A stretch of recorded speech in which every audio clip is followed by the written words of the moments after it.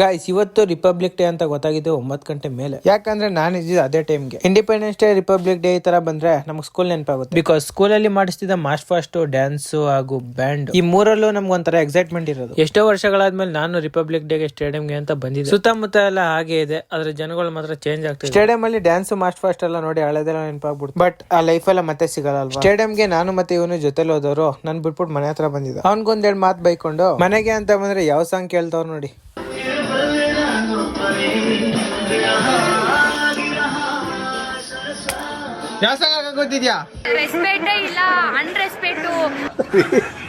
So ಅಲ್ಲಿಂದ ನನ್ನ friend ಮೈಸೂರಿಗೆ ಹೋಗೋಣ ಅಂತ ಹೇಳ್ದ. ಅದಕ್ಕೆ ಶೂಗಳು ಹಾಕೊಂಡು ರೆಡಿ ಆದೆ. ನಾನು ಸ್ಕೂಲಲ್ಲಿ ಓದ್ತಿರ್ಬೇಕಾದ್ರೆ ಆಟೋದಲ್ಲಿ ಹೋಗ್ತಿದ್ದೆ 5 ರೂಪಾಯಿ ಕೊಟ್ಟು. ಇವಾಗ ಅದೇ ಆಟೋದಲ್ಲಿ 10 ರೂಪಾಯಿ ಕೊಟ್ಟು ಹೋಗಂಗಾಗ್ಬಿಟ್ಟೈತೆ. KGF ಮೂವಿ ತೆಗಿತವ್ರೆ, ಬೇಗ ಬಾ ಅಂತ ಕರ್ಸ್ಬಿಟ್ಟು ಹೀರೋ ಯಾರು ಅಂತ ಕೇಳಿದ್ರೆ ಆಕ್ಷನ್ ಮಾಡ್ಬೇಡ ತೋರಿಸ್ತಾರ ಗುರು.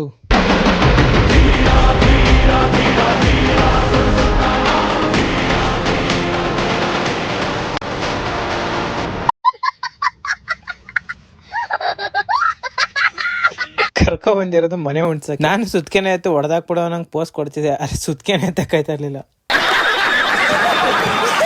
ಕೆಲಸ ಕಮ್ಮಿ ಮಾಡ್ಬೇಕು ಗೈಸ್, ಯಪ್ಪ ಏನೇ ತಕ್ಕಾಯ್ತಲ್ಲ. ಬರೀ ಇಂಥದೆಯಾ